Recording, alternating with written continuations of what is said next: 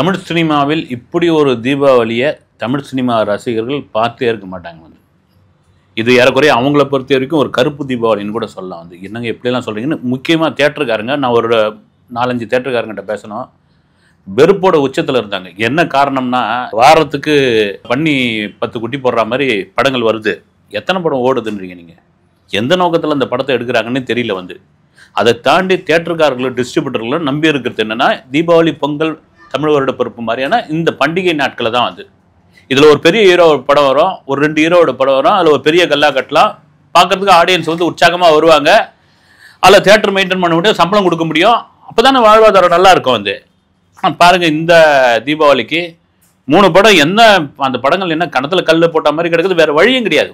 நீங்கள் ஆடியன்ஸை தேட்டருக்கு வரவழைக்கிறது மிகப்பெரிய கஷ்டம். ஏன்னா பொதுவாகவே வந்து நான் வந்து தமிழ் சினிமா ரசிகர்களுக்கு கருப்பு தீபாவளின்னு சொல்கிறதுக்கான காரணம் என்னென்னா, பொதுவாக அந்த காலத்துலேருந்து நீங்கள் எடுத்தீங்கன்னா எம்ஜிஆர், சிவாஜி, ரஜினி, கமல், அப்புறம் மற்ற விஜய், அஜித், இப்படி ஏதாவது ஒரு பண்டிகை, குறிப்பாக தீபாவளிக்கு இந்த ஸ்டார்களுடைய படங்கள் வரும், வந்தால் ஒரு உற்சாகமாகும். அதை தாண்டி இப்போ 3 படம் இந்த தீபாவளிக்கு வரப்போது, நாளைக்கு ரிலீஸ் ஆக போகுது, அது 3 படங்கள் ஒரு வேளை ஒர்க் அவுட் ஆச்சு அப்படின்னா ரைட்டு. அதை தாண்டி படத்துக்கு வந்து வரவழைக்கிறது இன்னைக்கு ஒரு பெரிய கஷ்டமாக இருக்குது வந்து. நான் திரும்பவும் சொல்கிறது தான், இன்னைக்கு உள்ளங்கைக்குள்ளே உலகம் வந்துருச்சுங்க. அவனை ஒரு ஃபேமிலி இன்னைக்கு கிளம்பி வரணும், ஒரு படத்துக்கு வரணும் அப்படின்னா குறைந்தபட்சம் 3000 ரூபாய் செலவு பண்ணணும். குறைந்தபட்சம் நான் சொல்கிறது, அதிகபட்சம் 5000 ரூபாய்க்கு மேலே. ஆனால் நீங்கள் கொடுக்குற பில்டப்பை பார்த்தீங்கன்னா, ஆஹா ஓஹோ ஆச்சா போச்சா அது இதுன்னு அந்த ரிலீஸ்க்கு முன்னாடி வாய்க்கு வந்த பொய்யெல்லாம் சொல்லி அவனை வந்து படம் பார்க்க வரவனை ஸ்கேம் பண்ணி, அதுக்கப்புறம் அவன் படம் பார்க்க வந்து நொந்து நூடல்ஸ் ஆகி ஒரு 250 ரூபா 200 ரூபா கொடுத்து டிக்கெட் வாங்கி அங்கே பப்ளிக் பைட்ஸ் எடுக்கிறவங்கிட்ட அவன் மன குமுறலை கொட்டின பிறகு என்ன பண்ணுறது வந்து, அதை வந்து சோஷியல் மீடியாவிலையும் யூடியூப் சேனலில் வந்தவொடனே அவனை பிடி, ஆளை பிடி, சொன்னவனை வந்து அட்ரஸை கண்டுபிடி, அவனை தூக்கு, அவன் ஃபோன் நம்பரை வாங்கு, அவனை தூக்கி அந்த ஃபோன் நம்பரை தூக்கி குரூப்பில் போடு, அவனை போட்டு வெளு, யார் படம் பார்த்துட்டு வந்தவனை வந்து போட்டு வெளு, விமர்சனத்தை வந்து தேட்டர் வாசலில் வந்து பேசாத, காம்பவுண்டுக்கு வெளியே பேசு, பஸ் ஸ்டாண்டில் நின்று பேசு, அப்புறம் வந்து அங்கே நின்று பேசு, படம் சரியில்லைன்னா சரியில்லைன்னு சொல்லிட்டு போகிறது. அதுக்கு முன்னாடி இந்த படத்துக்கான பில்டப் ஏன் கொடுக்குறீங்க நீங்கள்? சரி, என்னதான் நீங்கள் பில்டப் கொடுத்தாலும் இந்த படம் போட, இந்த படம் எனக்கு பிடிக்கும் அப்படின்னு நினச்சா அந்த தமிழ் சினிமா ரசிகன் அந்த படத்தை பார்த்தே தருவான். காந்தாரான்னு ஒரு படம் வந்து இன்னைக்கு பிச்சு கட்டின்னு ஓடிக்கிட்டு இருக்கு வந்து. இந்த தீபாவளிக்கு அதுதான் வந்து தாங்கும் பொழுது, இதே மாரி சரி ரிலீஸ்க்கு முன்னாடி எதையும் சொல்ல முடியாது, ஆனால் இந்த படங்கள் ரிலீஸ்க்கு முன்னாடி இந்த பேசுகிற பேச்சு இருக்குது பாருங்கள், அது முக்கியமாக இந்த வீடியோவில் நான் குறிப்பிட்டே ஆக வேண்டும். 3 படங்கள் ரிலீஸ் ஆக போகிறது நாளைக்கு. குறிப்பாக ஒன்று வந்து பைசன், இன்னொன்று வந்து டியூட், இன்னொன்று வந்து டீசல் படங்கள். இந்த படங்கள் தான் ஒரு எதிர்பார்ப்புகளுக்கு. முதல்ல பைசனை பற்றி பேசுகிறோம் அப்படின்னா, மாரி செல்வராஜோட படம். மாரி செல்வராஜோட படம் எந்த டோனில் இருக்கும், என்ன கதைக்களத்தை பேசும், ரைட் எல்லாம். துருவ விக்ரம் தான் அதனுடைய ஹீரோ. 2 வருஷம் ஒரு ஹீரோ இந்த படத்துக்கு தேவை அப்படின்னா துருவ விக்ரம் மாதிரியான ஒரு புதுமுகத்தை மாரி செல்வராஜ் கொண்டு வந்து 2 வருஷமாக ஒரு ட்ரைனிங் கொடுத்தார். கபடி வீரரோட கதை வந்து மனதி கணேசன் அப்படின்றவருடைய ஒரு பயோபிக்னு கூட சொல்லலாம். கிட்டத்தட்ட இந்த படம் வந்து 2 மணி நேரம் 48 நிமிஷம் இங்கே தாங்க வந்து ஒதுக்கிது வந்து. திரும்ப நிறைய பேர் சொல்கிறது என்னென்னா, ரைட்டுங்க, நீங்கள் ஒரு 3 மணி நேரம் கிட்ட படம் எடுத்தால் அந்த படம் எப்படி தாங்குவாங்க? இன்றைக்கி ஒரு வாட்ஸ்அப் ஸ்டேட்டஸை கூட வந்து பார்க்குறதுக்கு அவனுக்கு நேரம் இல்லை. அதுக்காக வாட்ஸ்அப் ஸ்டேட்டஸுக்கான நேரத்தில் படம் எடுக்க முடியும்? ரைட்டு, நீங்கள் எடுங்க ஒரு 2 மணி நேரம் 2.25 மணி நேரம், ரைட்டு 2 மணி நேரம் 50 நிமிஷம் அப்படின்னா அது தாங்குமா அப்படின்னு ஒரு நண்பர் சொன்னது. மாரி செல்வராஜ் கதைக்குள்ளே அப்படி கொண்டு போயிடுவாருங்க அப்படின்னு. பைசன் ஒரு கபடி வீரர், தென் மாவட்டத்தில் நடக்க ஒரு சம்பவம். வழக்கம் போல் அவருடைய பெரியரும் பெருமாள், கர்ணன், அந்த மாதிரியான படங்களுடைய சாயல். வாழை கூட பார்த்திங்கன்னா அதிக ஜாதிய சம்மந்தமான ஒரு இது கூட பேசலை வந்து. கண்டிப்பாக இதில் நிறைய வந்து டீகோட் பண்ணுற அளவுக்கு இந்த ட்ரெய்லரும் மற்ற அப்டேட்டுங்கெலாம் பார்க்கும்பொழுது தெரியுது வந்து, ஒரு தென் மாவட்ட பின்னணியில் ஒரு சாதிய பின்னணியில் சொல்லக்கூடிய கதையாக இது இருக்கும்னு. வழக்கம் போல் வந்து எங்களை அடிச்சிட்டாங்க, குமிரிட்டாங்க, துவச்சிட்டாங்க அப்படின்ற மாதிரி விமர்சனங்கள் அவங்க தரப்பில் சொல்கிறாங்க வந்து. எதிர் தரப்பில் வந்து பொதுவாக பேசுகிற மக்கள் பேசுகிற விஷயம் என்னென்னா, எங்கே நடந்து முடிஞ்சாச்சு வந்து, அது ஏன் மறுபடியும் நீங்கள் வந்து கொண்டு வந்து சேர்க்குறீங்க? இன்றைக்கி வந்து நீங்கள் சினிமாக்காரங்க தான் உங்கள் படம் ஓடுற, இல்லை பொதுவாக படம் ஓடுற தியேட்டர்லேயே எந்த சாதின்னு பார்த்து யார் உட்காடுறாங்க? சென்னை மாதிரியான பெருநகரங்களில் அவ்வளோ பெரிய அப்பார்ட்மெண்ட்லாம் இருக்குது. பக்கத்து வீட்டு கதவை தட்டி, எப்பா நீ என்ன சாதிக்காரரு அப்படின்னு கேட்குறாங்க. அவங்களுக்கான வேலையை பார்த்துக்கிட்டு போயிருக்காங்க. ஒரு காலத்தில் நடந்தது வந்து பதிவு பண்ணியாச்சு. திரும்ப அதை சொல்லும் பொழுது ரைட்டு, ஓகே, இது ஏதோ ஒரு மறுபடியும் வந்து அந்த கனலை இன்னும் ஊதி பெருசாக்குற மாதிரி இருக்குது. இன்னொரு பக்கம் பார்த்தீங்கன்னா நாங்கள் ஆண்ட பரமா அந்த பரம்பரை இந்த பரம்பரைன்னு ஒரு பக்கம் அது. அப்புறம் மாரி செல்வராஜ் கூட சொல்லியிருந்தார், சோத்துக்கே வக்கல்னா கூட ஜாதிய பெருமை பேசிக்கிட்டு இருப்பாங்க அப்படின்ற மாதிரியான விஷயங்கள்லாம் வந்துட்டு இருந்து. அப்புறம் முக்கியமான ஒரு விஷயம் மாரி செல்வராஜ் என்னன்னா, வாழ்நாளில் அத்தனை உழைப்பையும் அத்தனை சக்தியை வந்து இந்த பைசன் படத்துக்காக நான் கொட்டியிருக்கிறேன் அப்படின்னாரு. ஒரு படைப்பாளி, அவருடைய நம்பிக்கை. அதையெல்லாம் தாண்டி தமிழ் சினிமா ரசிகர்கள் இருக்காங்கல்ல, அவங்க தான் அவங்க. ஏன்னா திரும்ப திரும்ப நீங்கள் ஒரே விஷயத்தை நீங்கள் யாராக இருந்தாலும் சரி, யார் சம்பந்தமானாலும் சரி, ஒரு மதம் சம்பந்தமாக, ஒரு ஜாதி சம்பந்தமாக, ஒரு இனம் சம்பந்தமாக பெருமை பேசக்கூடிய அளவுக்கு அல்லது சிறுமை பேசக்கூடிய அளவுக்கு, இல்லை எங்களை இப்படியெல்லாம் துன்புறுத்திட்டாங்க, பொதுவாக நான் சொல்கிறேன், நீங்கள் திரும்ப திரும்ப சொல்லும்போது மக்களுக்கு வந்து ஒரு சலிப்பு ஏற்பட்டு போயிடும். ஏன்னா ஒரு படைப்பாளி இது மட்டும் கிடையாது, இதை தாண்டிய பல விஷயங்கள் இருக்குது. வந்து உலகத்தினுடைய மறுபக்கத்தை நீங்கள் பார்த்து கூட படம் எடுக்கலாம். வந்து இங்கே எத்தனையோ விஷயங்கள் இருக்குது. நம்மள ஒரு அழகியல் கூட நீங்கள் சொல்லலாம். வந்து திரும்ப இது சொல்கிறதுக்கான விஷயம் வந்து மக்களுக்கான வெறுப்புன்னு ஒன்று இருக்கு இல்லைங்களா. இவர் இப்படி தாமான்னு தூக்கி வச்சிருவாங்க அந்த படத்தை. பொதுவாக சொல்கிறேன், இதெல்லாம் மீறி தம்பி துருவ் விக்ரம் அவர் கொடுத்த பேட்டிகள்லாம் நான் கூட ஏற்கனவே ஒரு வீடியோவில் பேசியிருந்தேன். வந்து என்னுடைய படங்கள்லாம் இதுக்கு முன்னாடி நடித்த 3 படங்கள்லாம் படமே கிடையாது, இதுதான் என் முதல் படம் அப்படின்னாரு. அவர் ஒரு உழைப்பை கொட்டியிருக்காருன்னு நினைக்கிறேன். அந்த படத்துடைய ஈவெண்ட்லாம் கூட பேசியிருந்தார். எல்லாருக்கும் நன்றி சொன்னார். வந்து அந்த திருநெல்வேலி, திருச்செந்தூர், அப்புறம் தன்னுடைய உதவியாளர், தன் கூட இருந்தவங்க, டிரைவரு, அப்புறம் ஷூட்டிங் வேடிக்கை பார்க்க வந்தவங்க, மொத்த பேருக்கும் ஒரு நன்றி சொன்னார்.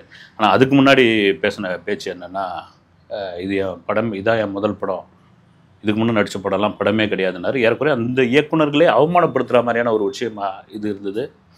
ஓகே, என்ன அரசியல் சொல்லும்போது குறிப்பாக வந்து தென் மாவட்டத்தினுடைய அரசியல் களத்தை எடுத்து இந்த படம் பேசுவோம் அப்படின்பொழுது நிறைய பேர் பேசுகிற விஷயம் என்னென்னா, இந்த அமீரோடைய கேரக்டர் டிட்டோ அப்படியே வந்து யாரையோ ஒரு அரசியல் தலைவரை ஞாபகப்படுத்தாம மாதிரி இருக்குது அப்பா அப்படின்னு ஆரம்பித்தாங்க. அதுக்கப்புறம் சோஷியல் மீடியாவில், அப்புறமா வந்து யூடியூப் சேனல்லாம் பேச ஆரம்பித்தாங்க.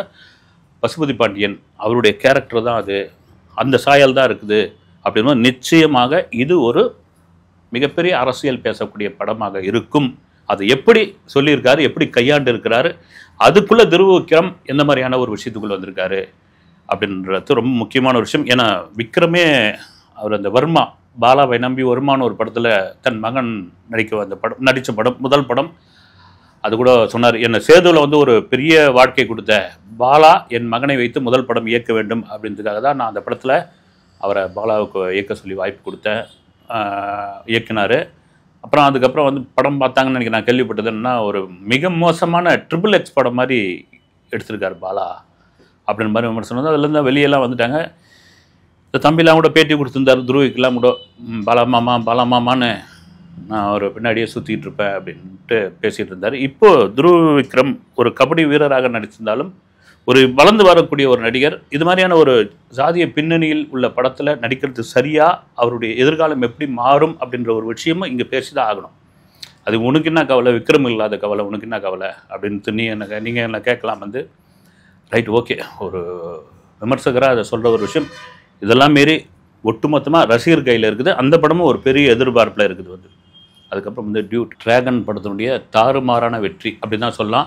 அதை தாண்டி அந்த ஹீரோவுக்கு வந்து ஒரு கட்டத்தில் தான் அடுத்த ரஜினி, தனுஷுக்கு நான் தான் போட்டி அப்படின்ற அளவுக்கு சில சைகைகள், சில மேனரிசம் இதெல்லாம் இருக்குது. வந்து நான் அப்படிலாம் கிடையாதுங்கன்னு சொல்லிட்டா கூட பார்த்தாலே தெரியுது. வந்து ரைட், ஓகே, அந்த படத்து மேலே ஒரு பெரிய எதிர்பார்ப்பு இருக்குது.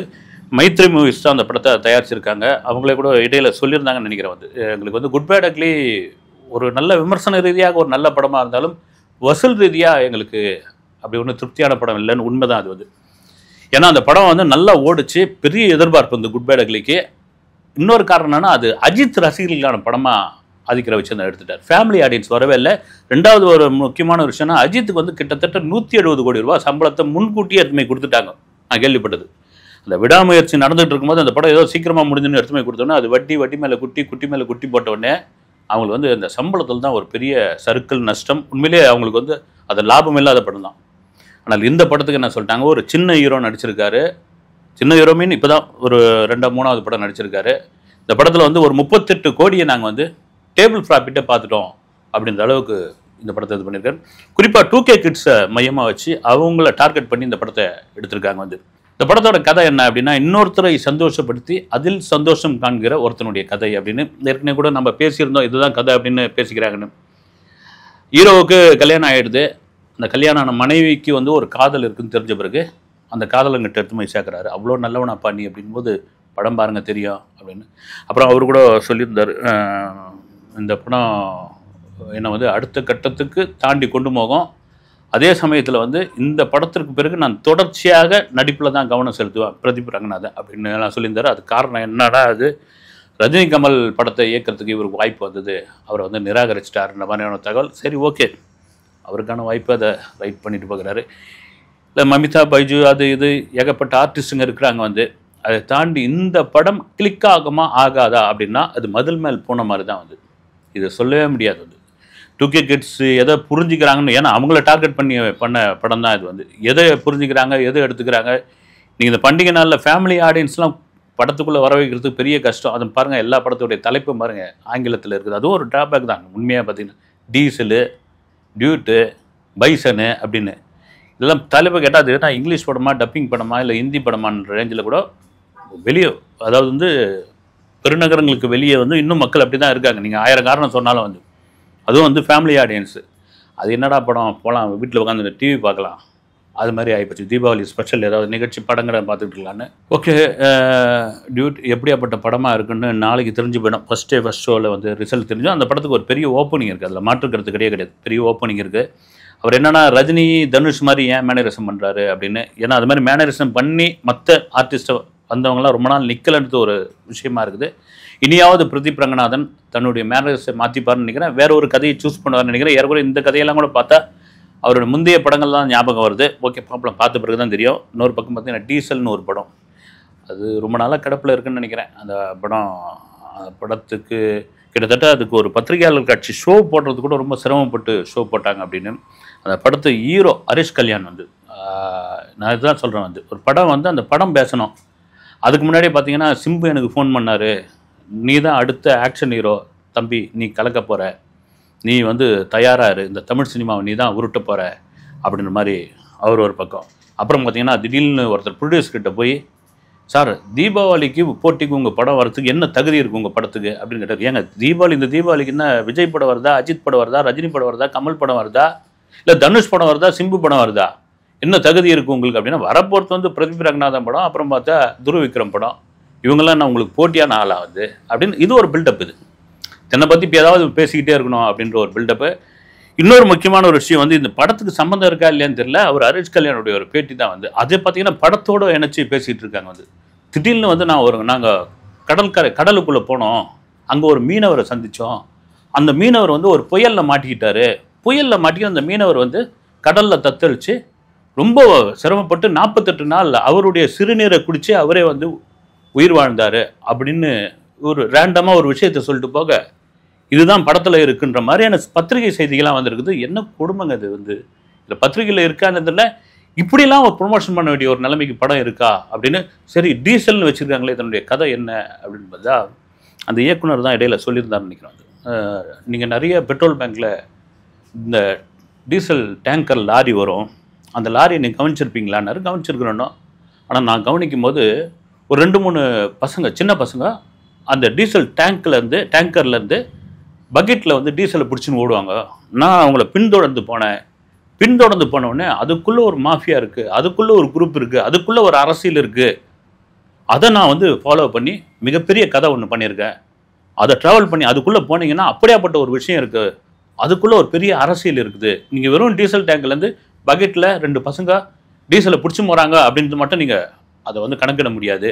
அதுக்குள்ளே ஒரு சாமானியம் மாட்டிக்கிட்டா அவன் எப்படி அதுலேருந்து மீண்டு வரான், அதுதாங்க கதை அப்படின்னு ஒரு இன்னும் ஹாலிவுட் படத்தை பார்க்குற மாதிரி இருந்தது. எனக்கு தெரிஞ்சு எத்தனையோ டீசல் டேங்கர் லாரியை நான் பார்த்துருக்கேன். அப்படி யாரும் பக்கெட்டில் பிடிச்சி போன மாதிரி எனக்கு தெரியல வந்து. என் வாழ்நாள் எத்தனையோ பார்த்துருக்கேன். சிட்டிக்குள்ளே பார்த்துருக்கேன், சிட்டிக்கு வெளியும் பார்த்துருக்கேன், வேறு எங்கெங்கே மற்ற மாநிலம் கூட பார்த்துருக்கேன் நான்.